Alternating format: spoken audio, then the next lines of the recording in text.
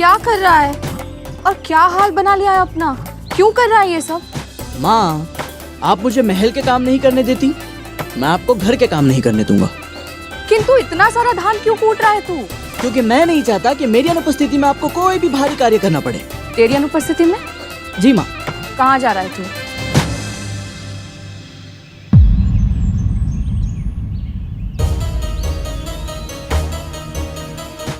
गरुड़, मुझसे छुपा रहा है तू? बता क्या चल रहा है तेरे मन में?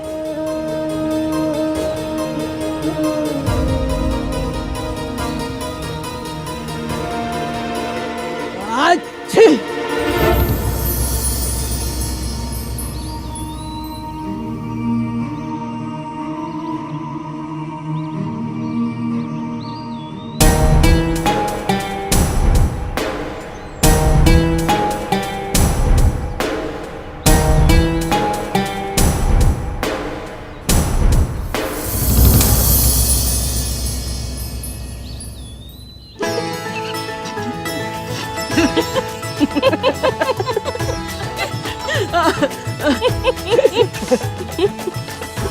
एक क्षण माँ।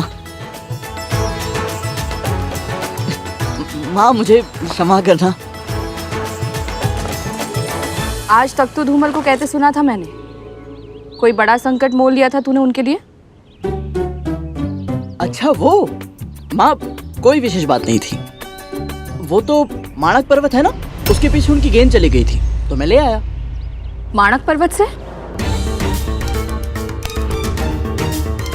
मणिया नहीं, रक्त पिपासु चट्टाने हैं वहाँ। मायावी शक्ति का वास है। तुझे कुछ हो जाता तो? हाँ, आपका आशीर्वाद है ना मेरे साथ, मुझे भला क्या होगा। और माँ, आप ही ने तो सिखाया है कि सभी की सहायता करनी चाहिए। गरुड़, तू ध्यान रखा कर अपना। मैं ये सब धोकर आती हूँ, संध्या आरती का समय हो गया है। जी माँ।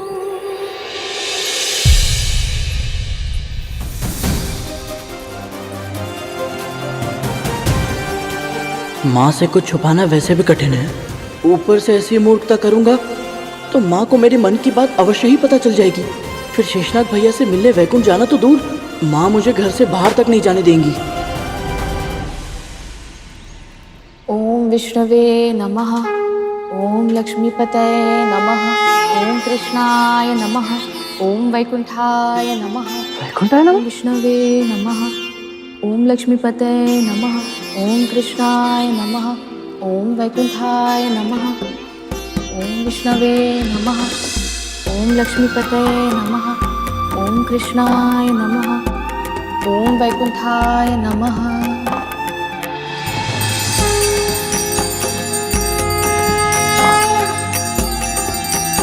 माँ,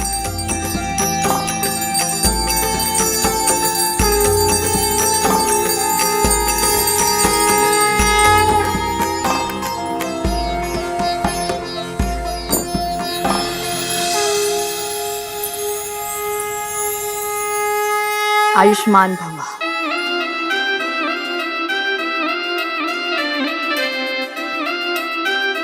माँ, विष्णु जी वैकुंठ में रहते हैं ना? वैसे तो अपने भक्तों के हृदय में रहते हैं, किंतु हाँ, उनके निवास लोक का नाम तो वैकुंठ ही है। माँ, वहाँ और कौन कौन रहता है? क्यों पूछ रहा है ये सब? ऐसे ही माँ। वो आपके जीवा पर हर समय भगवान विष्णु जी का नाम होता है ना माँ, तो मुझे लगा कि मुझे उनके बारे में जानना चाहिए। सामान्य जिज्ञासा माँ। सामान्य जिज्ञासा। सामान्य जिज्ञासा है या कोई विशेष बात है? विशेष बात क्या हो सकती है माँ? माँ, मेरे मस्तिष्क में तो आठों प्रहर केवल एक ही बात चलती है, मैं ऐसा क्या करूं जिससे आप और अधिक प्रसन्न हो। क्योंकि आप विष्णु जी का नाम हर समय लेती है, उसमें मग्न रहती है माँ, तो मुझे लगा मुझे उनकी और उनके मार्ग पर चलना चाहिए। बड़ा समझदार हो गया है मेरा पुत्र। वैकुंठ प्रभु विष्णु और देवी श्री लक्ष्मी का निवास स्थान है। केवल वही जीवात्माएं वहां प्रवेश कर सकती हैं जिन्होंने जन्म जन्मांतर तक प्रभु की भक्ति और सेवा शुद्ध हृदय से की हो, शुभ कर्म किए हों।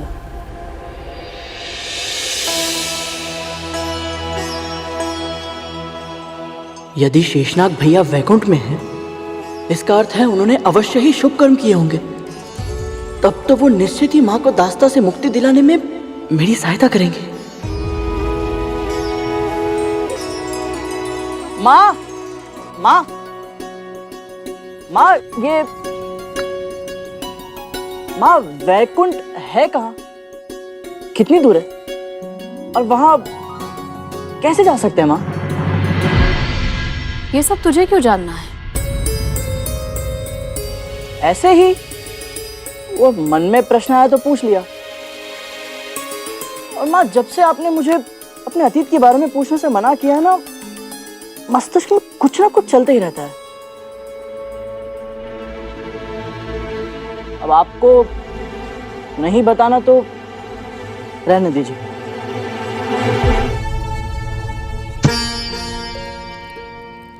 यदि माँ भी कुछ नहीं बताएंगी तो मुझे मेरे प्रश्नों के उत्तर कैसे मिलेंगे? और यदि नहीं मिले तो कैसे करा पाऊंगा मैं माँ को दास्ता से मुक्त? यदि मैंने इसकी जिज्ञासा शांत नहीं की तो ये अपने प्रश्नों के उत्तर दूसरों से पाना चाहेगा। कोई और इसे न जाने क्या बताए और कैसे। इससे तो अच्छा है कि मैं ही इसके प्रश्नों के उत्तर दूं।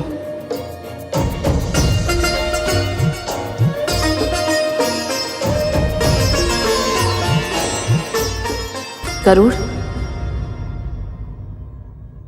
केवल वैकुंठ ही क्यों, संसार के सभी लोगों के बारे में बताऊंगी मैं तुझे।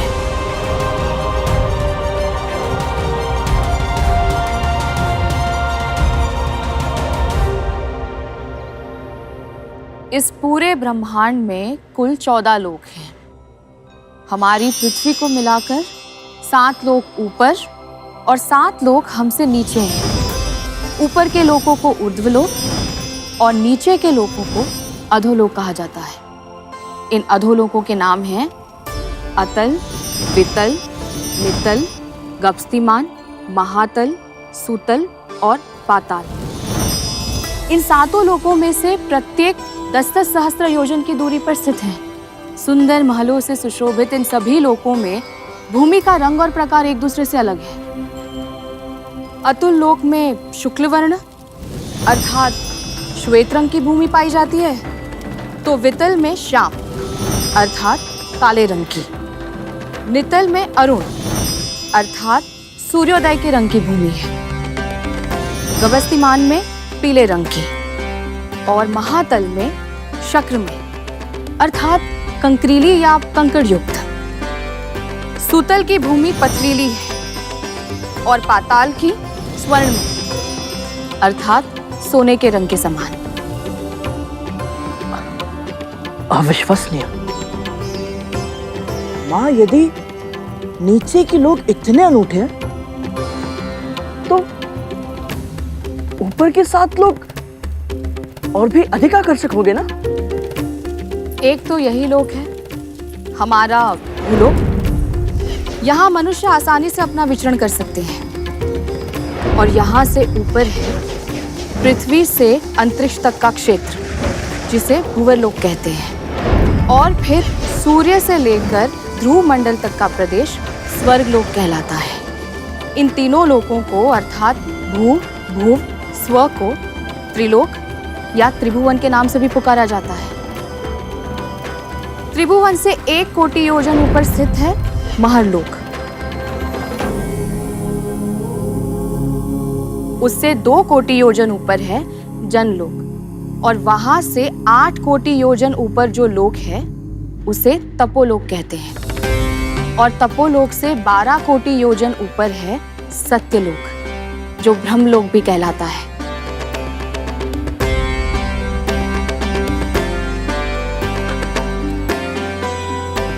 अद्भुत माँ, अद्भुत। किंतु माँ, इनमें तो वैकुंठ लोक है ही नहीं। वो कहाँ है माँ? सृष्टि के सभी 14 लोकों से ऊपर, हर प्रकार के सुख दुख, जीवन मरण से दूर है कैलाश लोक, जहां महादेव शिव शंकर का वास है। ओम नमः शिवाय। ओम और उससे भी ऊपर है वैकुंठ लोक, जहां निवास करते हैं मेरे प्रभु श्री विष्णु।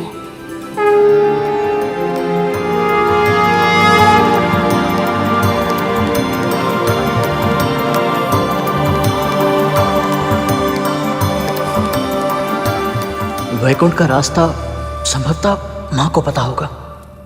माँ, तो इसका अर्थ ये है माँ कि इन 7 लोगों को पार करने के बाद वैकुंठ जा सकते हैं।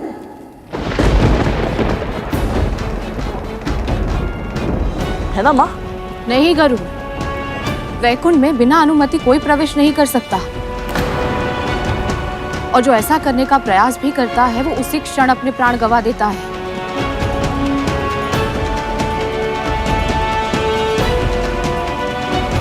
किंतु माँ, मेरी बात। विंता! माँ,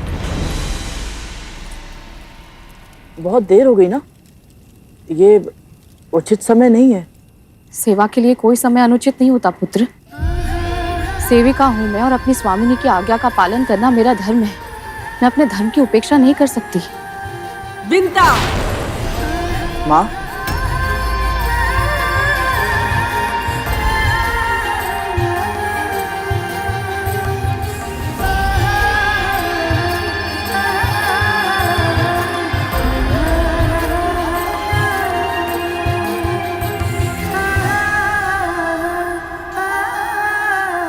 क्या हुआ? अचानक पैर क्यों छू रहा है?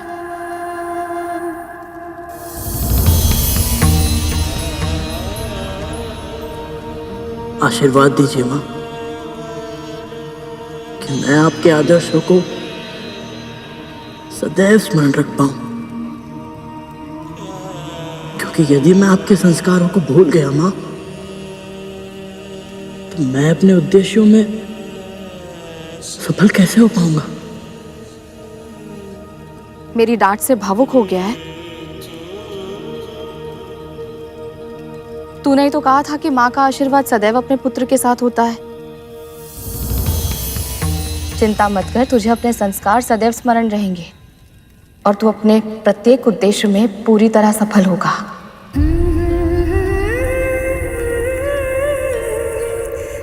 बस यही आशीर्वाद चाहिए था मुझे माँ।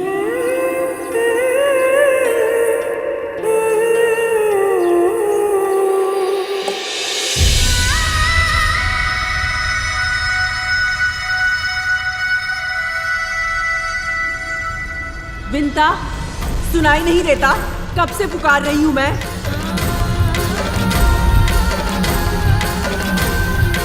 विंता!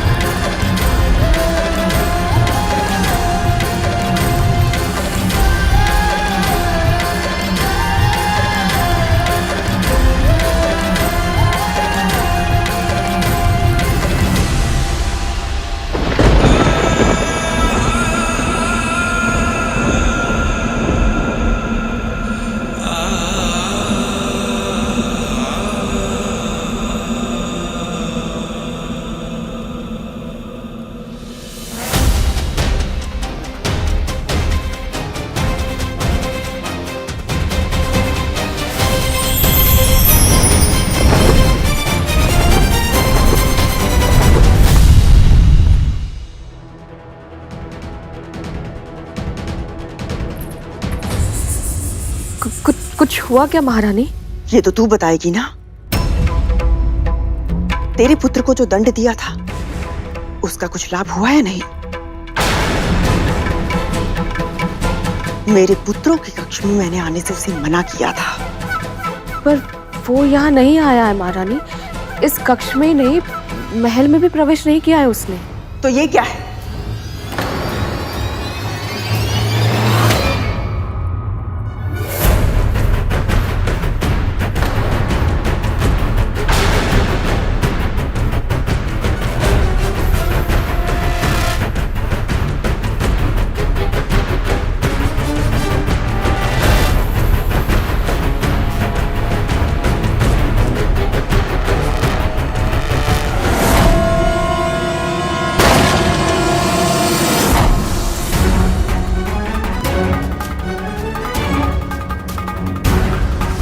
अपने पुत्र को बचाने के लिए असत्य कह रही है ये मां।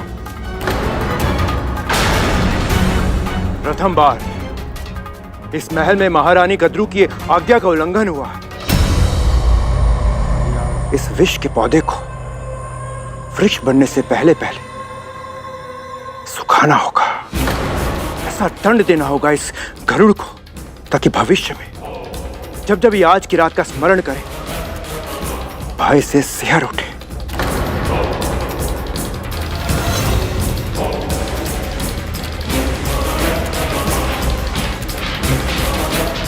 मेरा विश्वास कीजिए महारानी, गरुड़ ने कुछ नहीं किया है। ये पंख अवश्य ही वायु के साथ उड़कर यहाँ आ गया होगा। मैं अभी इसे हटा देती हूँ। इस पंख ने हमारा झूला तोड़ा है। मैं स्वयं इसे ठीक कर दूंगी, फिर से पहले जैसा बना दूंगी।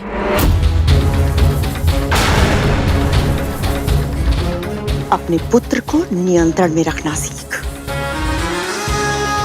आज मेरे पास इस बात का प्रमाण नहीं है कि गरुड़ यहाँ आया था या नहीं, किंतु अगली बार ऐसा कुछ हुआ तो प्रमाण नहीं, परिणाम देखेगी।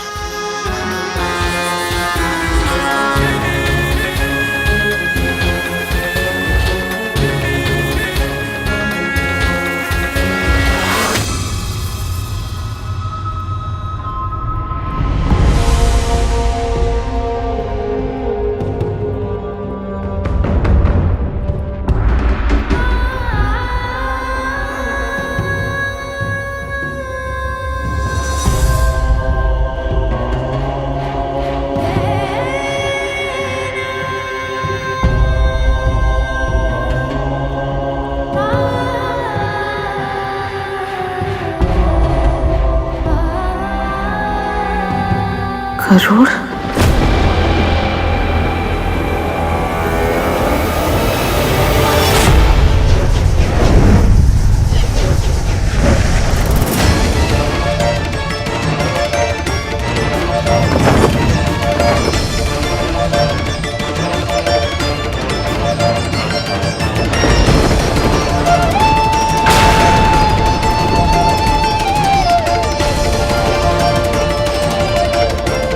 माँ, वैकुंठ है कहाँ?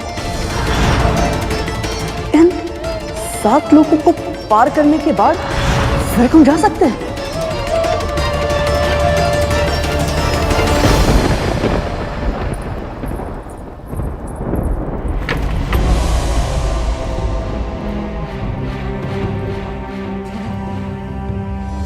मैं नहीं चाहता कि मेरी अनुपस्थिति में आपको कोई भी भारी कार्य करना पड़े। कहाँ जा रहा है तू?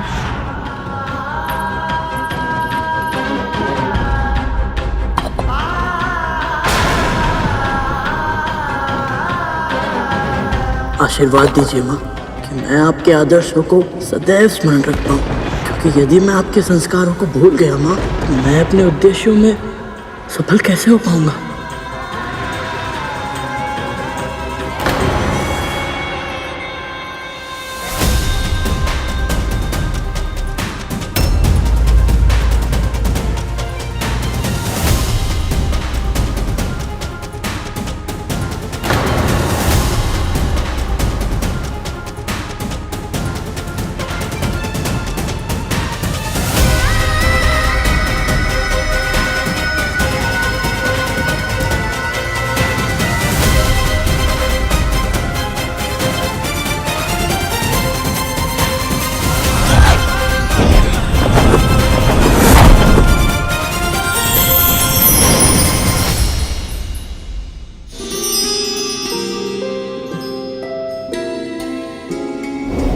उत्तर की दिशा में सर्वाधिक चमकने वाला तारा है ध्रुव तारा। भगवान विष्णु के सबसे बड़े भक्तों में से एक श्री ध्रुव के नाम पर रखा गया है इसका नाम। वो देख,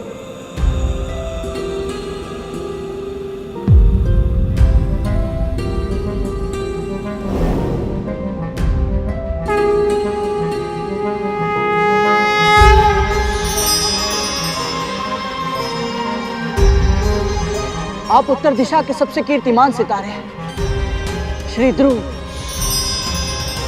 इस अथाह ब्रह्मांड में जब भी कोई खो जाता है वो आपको देखकर अपनी दिशा फिर से पा लेता है। कृपया मुझे आशीर्वाद दीजिए कि मैं जो ढूंढ रहा हूं वो वैकुंठ का मार्ग मुझे शीघ्र मिल जाए।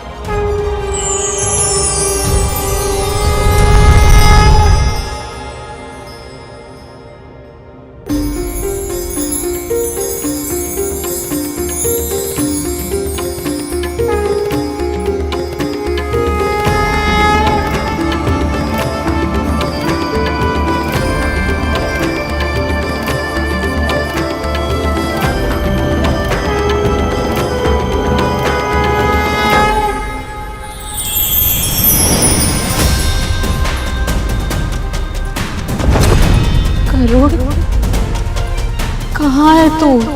कहाँ है तू? आज आपकी पुकार का उत्तर नहीं दे सकता मैं मां। मुझे क्षमा करना, मुझे आपको बिना बताए वैकुंठ जाना पड़ा।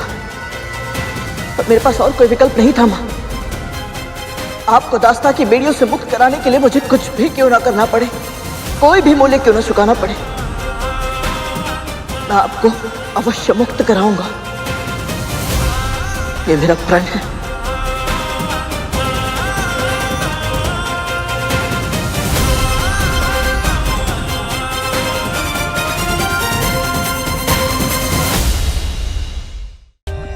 For more updates, subscribe to our channel, click the show links and enjoy watching the videos.